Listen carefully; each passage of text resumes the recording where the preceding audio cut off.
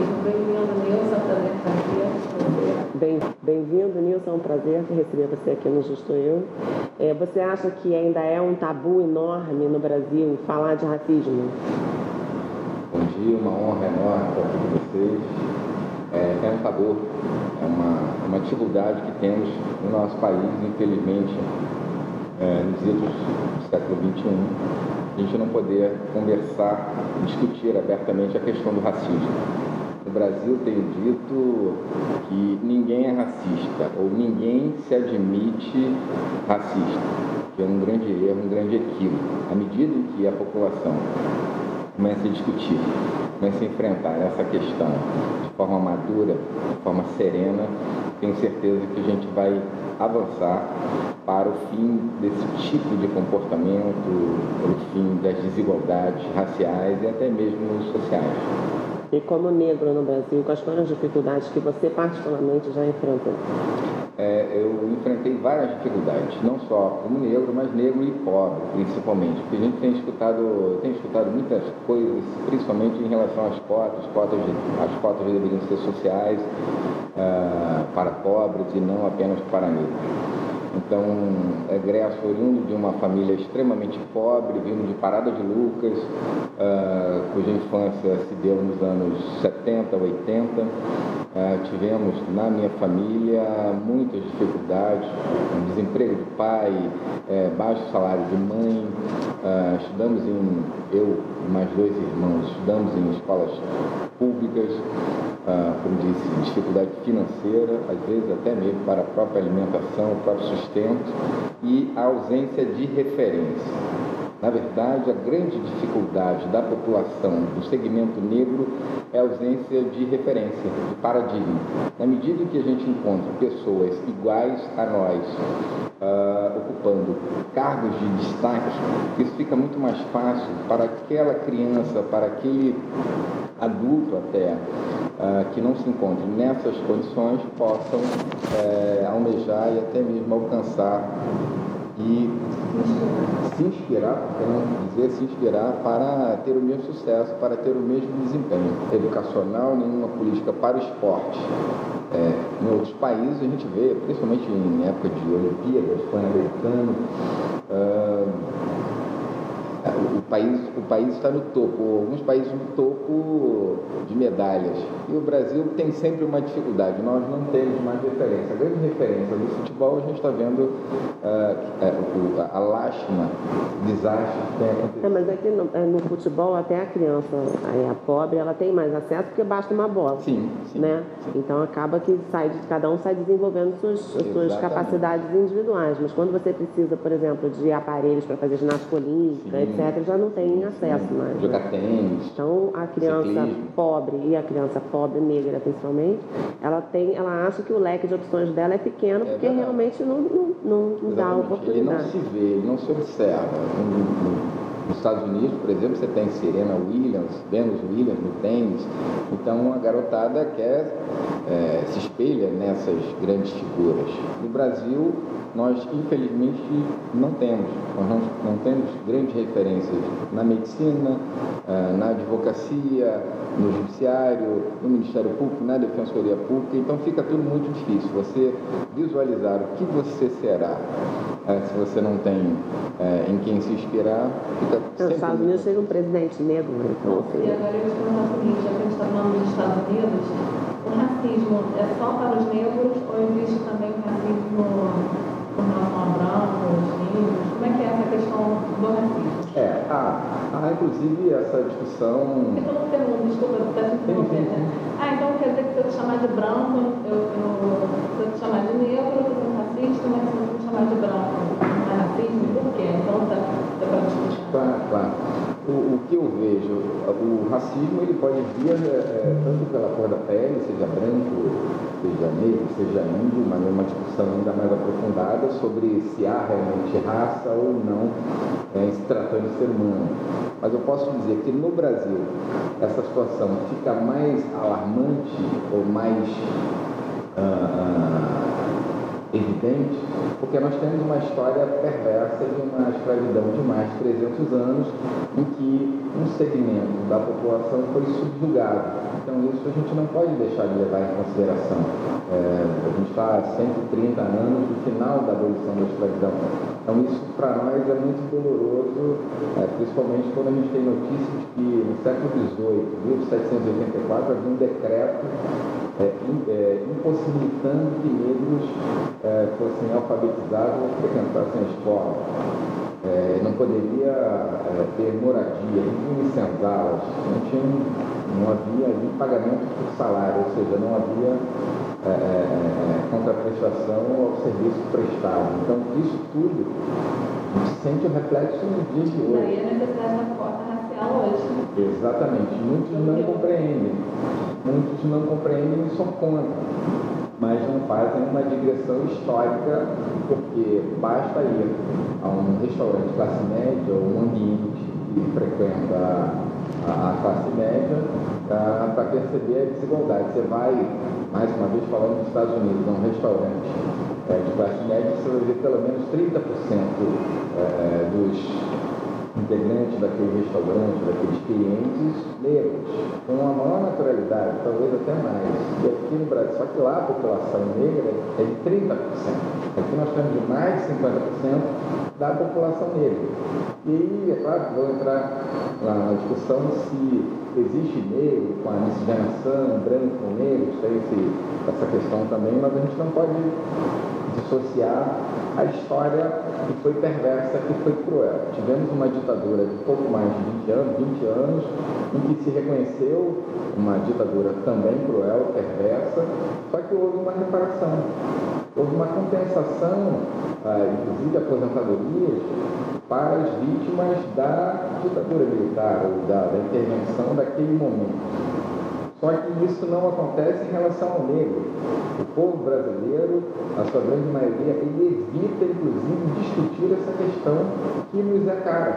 Para o negro é extremamente difícil. E não é incomum receber perguntas acerca de Wilson, você é negro, é defensor público, foi defensor geral do Estado do Rio de Janeiro e não se utilizou das cotas. Como é que você responde à necessidade de cotas? Simples. Eu tive que exercer um esforço extra-humano, descomunal. Você vai exigir esse esforço. Realmente, você exerceu um esforço e ainda deve ter contado com a sorte de diversas. Sim, sem contar, é óbvio, com a minha fé, sem Deus, com certeza absoluta, eu não conseguiria, com o apoio da minha família, meus irmãos, minha mãe, meus pais, né, meu pai e minha mãe, amigos extremamente leais. É uma união de fatores que sim, habilidades, inclusive, para burlar, sob o ponto de vista de desigualdade, tive que buscar dispensa de pagamento de multa na faculdade, por pagar fora do prazo e por fazer provas sem saber a nota porque a mensalidade não estava em dia. Então, tudo isso soma-se a fatores que são extremamente desestimuladores para um homem médio, um homem negro comum e que não tem nenhuma referência. Nos anos de 87 a 90, período que cursei a Universidade de Direito, não havia nenhuma referência jurídica para mim. Nem advogado, nem juiz, nem promotor, nem defensor, ninguém. Fiz isso por obra... Talvez nem professor, né? Nem professor, não me lembro. Acho que foi difícil até encontrar um nome, porque são poucos negros aqui, inclusive no judiciário. Então, assim, eu e Mirella, para escolher um professor para falar, na verdade a gente queria um negro também para falar sobre qualquer assunto, né? Porque e até fica aqui um convite, se é capaz, inclusive, de falar sobre qualquer assunto, mas a gente chamou justamente para falar sobre racismo, porque é uma questão que tem que ser debatida. E eu te pergunto, a justiça é racista? O que digo? Eu não digo somente a justiça. A resposta é positiva, não é só a justiça. Eu acho que o sistema é racista. Porque tem aquela questão, né? Que só condena, negro, pobre. Sim. A gente vê o sistema hoje está muito claro. E a questão do racismo está também hoje muito politizada, com segmentos como se a ala A ou a ala OAB fosse contra ou a favor do racismo. Eu vejo isso como num conjunto. A gente ainda não experimentou um presidente negro como o norte-americano experimentou. Nós não temos acesso a cargos de qualidade. Na hora de uma eventual condenação, a presunção é sempre de culpa do negro, se tratando de negro. Mas, em sendo não negro, fica tudo mais claro da gente perceber que o exaurimento da prova tem que ser absoluto. O trânsito julgado tem que ser absoluto. E eu, como defensor público, vi inúmeros casos em que, antes mesmo de uma condenação de primeira instância, o cidadão negro fica preso mais de um ano sob o julgo de uma decisão efêmera, extremamente fragilizada. Então, isso é, sim, resquício de um preconceito, eu nem gosto da expressão, da discriminação. É cultural, porque a presunção é de que o negro que esteja numa situação delicada, num ambiente estranho, esteja a cometer determinada infração. E não necessariamente isso será verdadeiro. Mas eu até, desculpa te interromper, eu até vi numa reportagem que você havia falado uma coisa interessante, que muitos policiais são negros. Sim. Também, né? Então, assim, você acha que os próprios policiais negros, às vezes, eles olham aquele negro naquela situação e eles tratam diferente do que se fosse o branco? Sim, porque disse, essa questão é cultural. E não é uma falha apenas do policial, é uma falha da sociedade como um todo. Em primeiro lugar, por impingir no negro, na pessoa negra, esse tipo de preconceito. É negro, ele com certeza estará a cometer alguma infração, ele estará ligado a algum tipo de crime. E a história já demonstra que nesses escândalos de corrupção recentes não tem negros.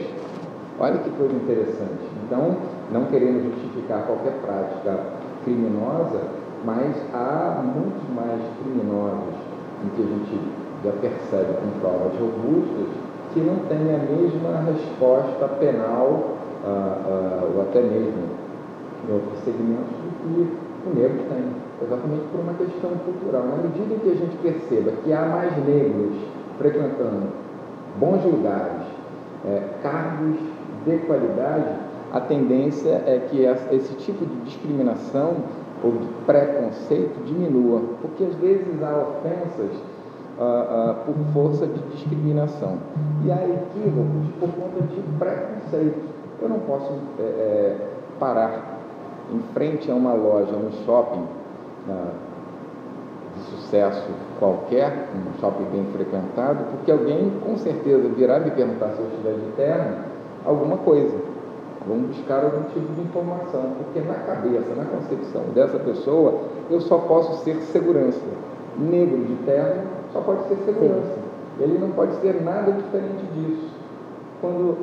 Muitas das vezes, eu não fico aborrecido por conta disso, eu fico triste. Triste por quê? Porque os meus iguais não estão tendo oportunidade de demonstrar que podem ascender a cargos, sim, de juiz, promotor, de advogados, de políticos, de modo a que sejamos, pelo menos, confundidos, sim, com outros cargos. E não há aqui nenhum demérito a cargos subalternos. Eu quero deixar isso bem claro. Não é isso.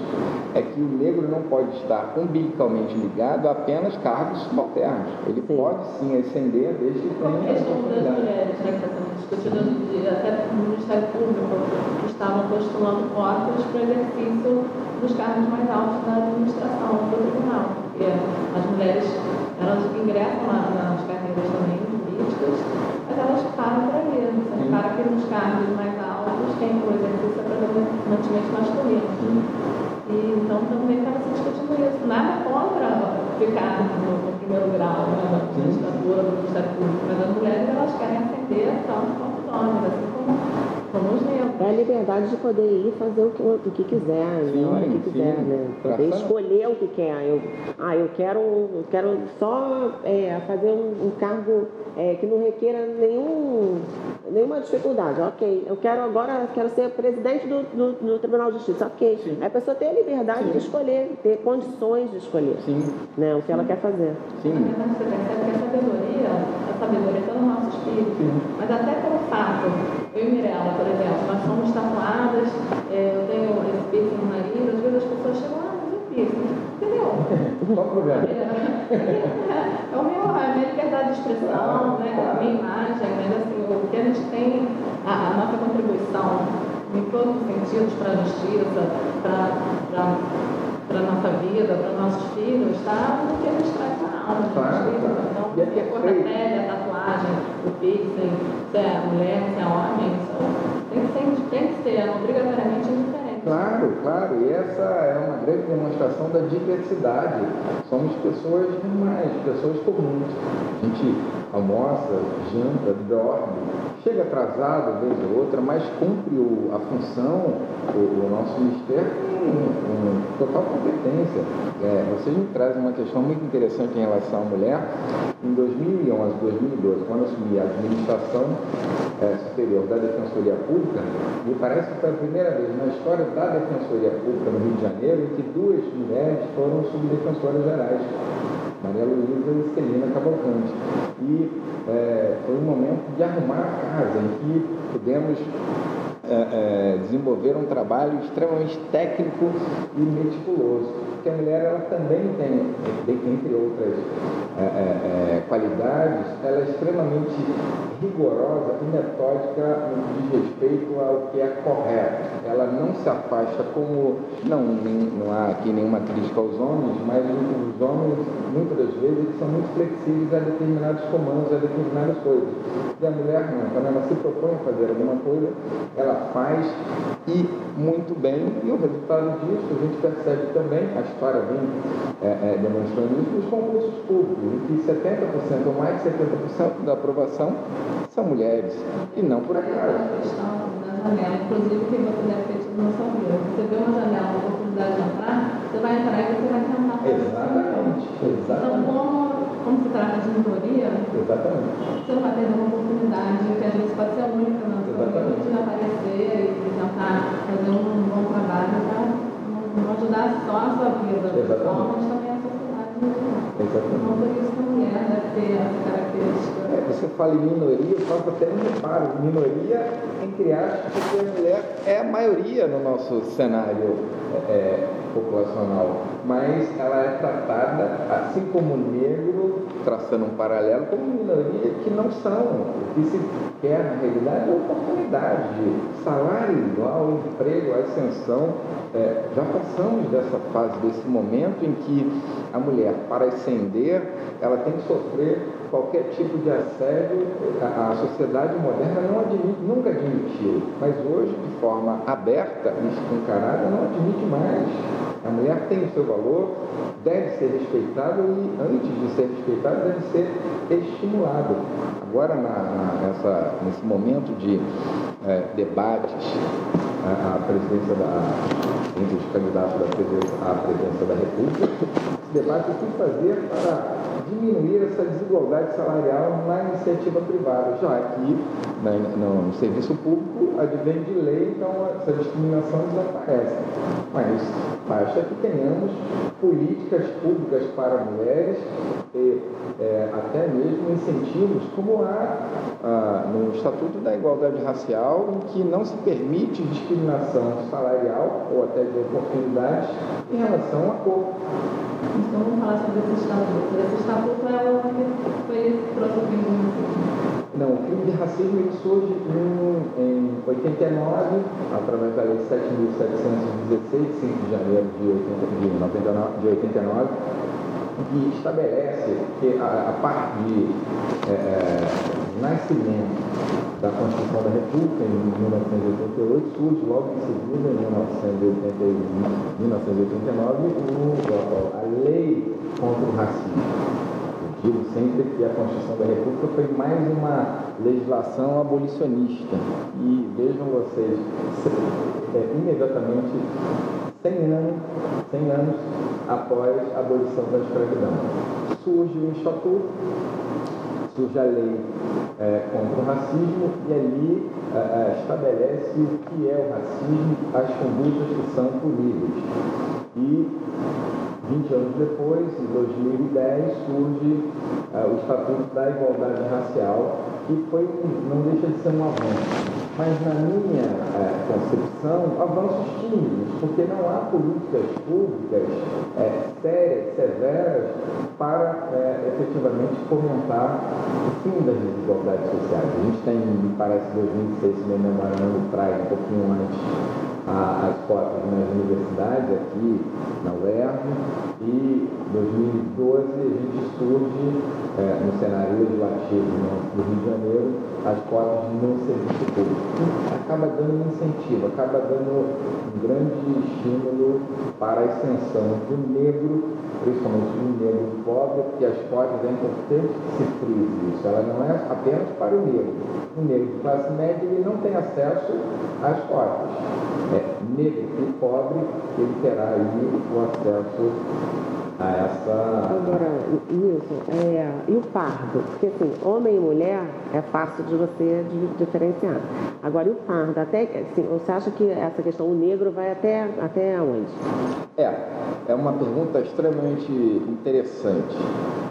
Porque como definir o que é negro hoje, principalmente em sede de cotas raciais? Em 2012 nós elaboramos um concurso para a Defensoria Pública, tive dificuldades para delimitar essa questão. Liguei, inclusive, tive contato com a ministra da Igualdade Racial, a saudosa Luísa Bairros, e ela me falava, Nilson, é uma situação extremamente difícil, porque há brancos se intitulando negros, quase como uma retaliação às cotas. Agora, é extremamente complicada essa discussão, porque a gente tem a herança genética do negro, mas tem a miscigenação. Hoje ainda não há ainda uma solução definitiva para isso. Infelizmente, sofreu toda sorte de necessidades e impossibilidades que a vida nos proporciona. Essa questão das cotas basta olhar, né? Sim. Vamos chamar, vamos chamar um negro para falar, não basta olhar. Sim, é isso aí. É a abordagem que... mas às vezes, por exemplo, quando a gente estava procurando uma pessoa para vir falar sobre isso, eu falei com um amigo meu, falei, me ajuda a procurar na magistratura, no Ministério Público, na Defensoria. Aí ele falou assim para mim, não, é um pouco complicado isso, porque tem gente que é morena e eu fico sem graça de falar. Entendeu? Mas o moreno não é. Não sei. Então, não tem solução. Não, é extremamente difícil. E tem aqueles que não se intitulam, que também é uma questão maior, porque o sujeito subjetivamente não compete. Eu tenho muito orgulho de ser negro e agradeço se puder vir outras vidas nessa mesma condição, seria para mim uma honra muito grande. Nilson, você não acha que o racismo ele é incutido na cabeça das pessoas? Quando as crianças são pequenas, que, por exemplo, vou te falar duas coisas. Primeiro, quando a gente vai mexer em lápis de cor e a criança pergunta que cor é essa, que é o bege, a gente fala que é a cor da pele. E segundo, assim, a minha filha tem uma amiga negra, que é a coisa mais linda do mundo, que é a minha paixão. Uma vez ela falou assim, mãe, a fulana vai viajar para tal lugar. Eu falei, mas quem é a fulana? Eu não sei que amiga é essa. Meu fulano, aquela minha amiga, mãe. Aquela minha amiga. Eu falei, qual amiga? Aí ela começou a descrever. Uma que gosta de um estojo assim. Eu não sei, né, quem é essa pessoa. Não, é uma que está sempre com um negócio na cabeça, um enfeite. Mas eu não sei quem é. E ela foi descrevendo. Eu cheguei à conclusão que era aquela amiga negra. Em nenhum momento ela falou, aquela minha amiga negra. Porque não é assim que ela não vê a diferença entre a cor da pele das pessoas. Ele vai achar que ela não está sendo racista. Ela não viu nenhuma diferença, não via mesmo, realmente. E assim, e aí eu parei, eu fiquei dias pensando nisso, assim, eu falei, gente, porque assim, eu não me considero racista, só que a primeira coisa que eu ia falar, aquela minha amiga negra, eu ia falar. Normalmente. Porque a pessoa já ia identificar, mas não era isso que ela via, assim, ela não era a primeira coisa que ela via, aquela minha amiga super engraçada, aquela minha amiga não sei o que lá, entendeu? Ela não associou a cor da pele. Então acho que a gente, aos poucos, a gente mesmo vai incutindo nas crianças que há diferença. Claro, isso nós aqui incutimos nas crianças, porque a criança ela só aprende a amar, ela não aprende a odiar. Então, se ela aprende a amar, ela pode sim aprender a não ser racista, porque a gente incute isso nas crianças. A gente coloca isso no nosso dia a dia. Eu ouvi recentemente uma pessoa, não vou dizer nem onde foi, dizia que a princesa Isabel cometeu um equívoco quando do estabelecimento do fim da abolição, 13 de maio de 1888. Você viajou? Não, que criou um problema na economia, que foram todos pegos de surpresa. Você não sabe o que a gente está falando. A gente escuta coisas também. Isso aqui. Não dá para conversar. Não, porque já havia a lei do ventre livre, sexagenário. A pessoa te traz, parece até que assim, estudou, né? Cara, isso é uma loucura. E vem o outro arrematando e dizendo, não, mas isso naquela época era normal. O cara nunca foi normal. A escravidão em lugar nenhum no mundo. Isso nunca foi normal. Você subjugar um ser humano, hoje a gente já avança para temas muito mais complexos, que é o fim da maldade contra os animais, contra as plantas. O STF está julgando agora, né? Veja que coisa interessante isso. E a gente ainda está atrasado em relação ao ser humano. Então o sujeito acha que em algum momento da história foi normal o homem ser subjugado por outro homem, a mulher ser subjugada. Falar. Eu quero que você pense uma besteira dessa. Você tem uma alucinação. Eles falam, as pessoas falam coisas machistas pra gente também. Sim, eu escuto isso. Não, eu acho engraçado, por exemplo, quando as pessoas falam assim, mas a mulher engravida. Ah, mas criatura, você nasceu como? Você veio de onde?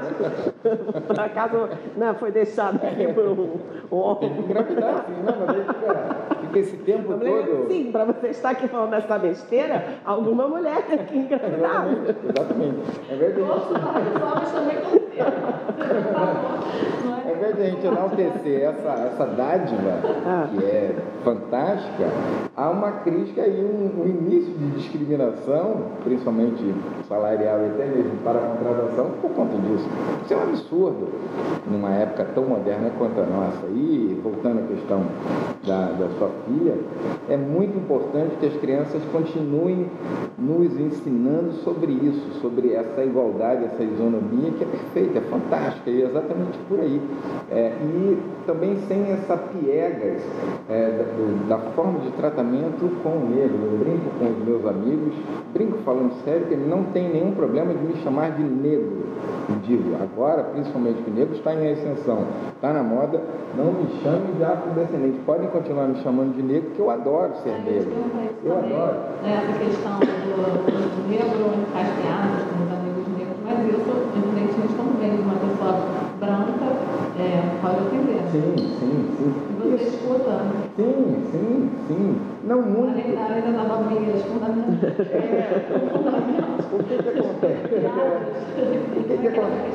que acontece? Comigo acontece menos. Eu tenho condições de me defender de forma muito tranquila, principalmente no ambiente social que gravito, não tem problema algum que eu me defendo imediatamente. Agora, é notório que a gente percebe que classes menos favorecidas, isso acontece e a pessoa às vezes não tem condições de se defender.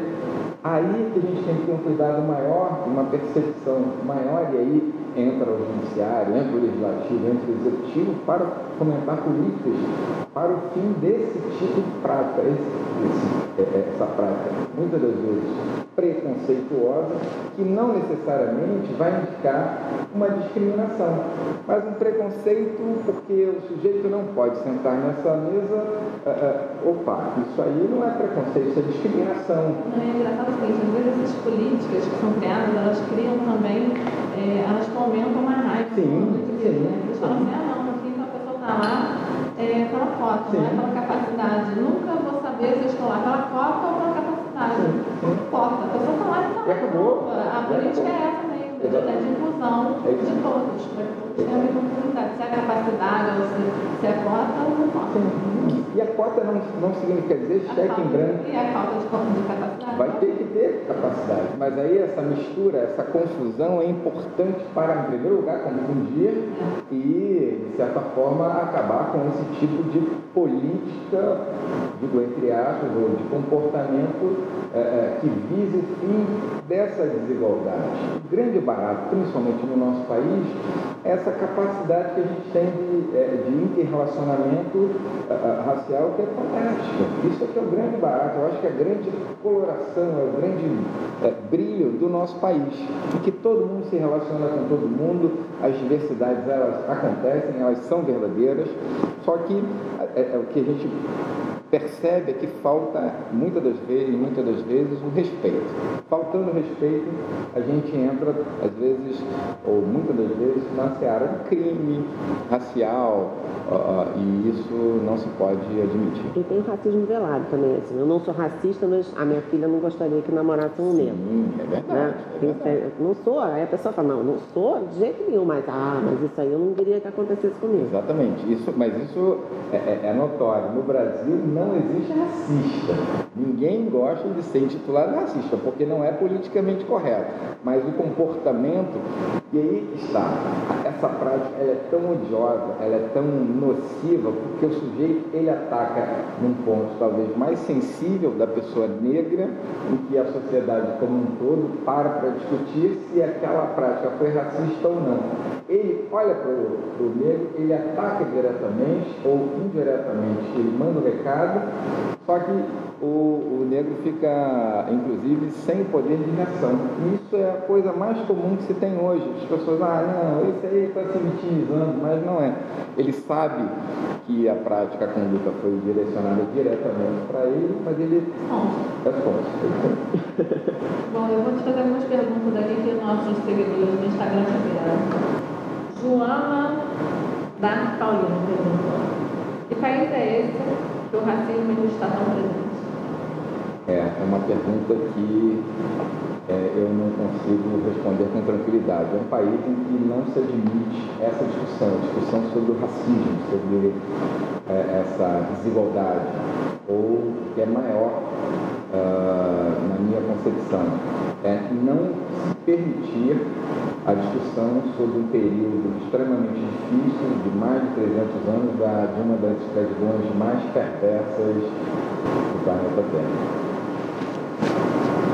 Léo Lipean pergunta: qual é a diferença entre racismo e injúria racial? O racismo é um crime individualizado. Ele é direcionado a determinada pessoa, a determinadas pessoas individualizadas, determinadas.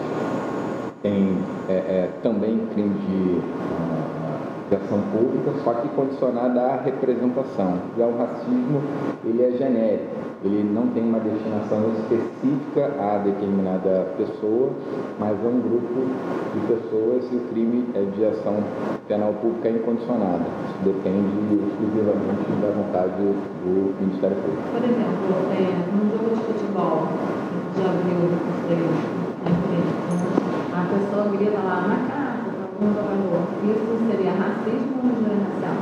Injúria racial, porque foi destinado diretamente a um determinado jogador e é um crime que se processa mediante representação. E esse não é imprescritível como racismo? O racismo é imprescritível, só que o Superior Tribunal de Justiça decidiu recentemente que o crime de injúria racial também passou a ser imprescritível por uma extensão direta, que é uma discussão bastante interessante. Porque a gente está piorando a situação. Sim, exatamente.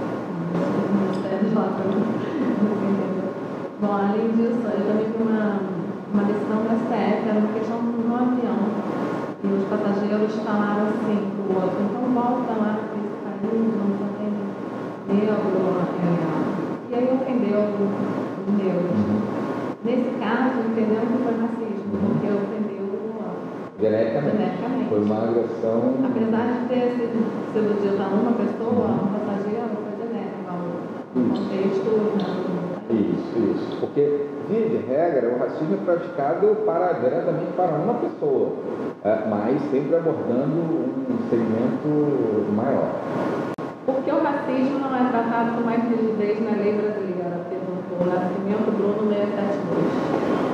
Eu acredito que não só por falta de vontade política, mas talvez também por conta de um preparo dada a complexidade do tipo penal. Não é um crime simples e a gente também não pode acreditar que toda e qualquer conduta seja de racismo. Então, precisamos sim de um treinamento maior, tanto no executivo, através das polícias, quanto nos julgamentos, e todos os envolvidos, porque, como disse, há uma ligação direta entre preconceito e discriminação. Preconceito, a terminologia já diz, um conceito prévio, talvez até equivocado, mas não necessariamente o preconceito pode ser algo ruim. O preconceito pode ser, inclusive, positivo. Eu acho que a pessoa é capacitada e ela não é.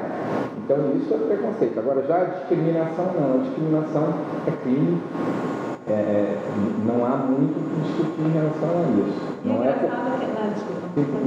é porque o sujeito está achando que o outro é subalterno que ele necessariamente estará a cometer crime. É um pré-conceito, mas não há discriminação aí alguma. Ele teve uma visão equivocada, por exemplo, que eu falei, quando estou parado numa porta de uma loja famosa. Vão achar que eu sou, algumas pessoas acham que eu sou segurança, mas não necessariamente querem me diminuir por conta disso. É uma prática cultural nossa. Eu ia falar o seguinte, é engraçado que as pessoas, em geral, exigem maior rigor na prática desses crimes, racismo, machismo, e a gente tem uma política penal hoje em dia que vem buscando a questão de pena, resolver o litígio nos anos, mas há necessidade de aplicar com maior rigor. Mesmo aqueles que defendem o abolicionismo, mais garantistas, por conta justamente da discriminação, que é uma prática que tem que ser execrada para isso. Então, nessa medida que as leis penais sim teriam que ser mais rigorosas, e por isso que ele tem que discutir. Eu acho que é tão absurda essa situação que o rigor tem que ter. Que isso viola, além do bem jurídico tutelado, que seria a honra da pessoa, isso viola um preceito constitucional de igualdade.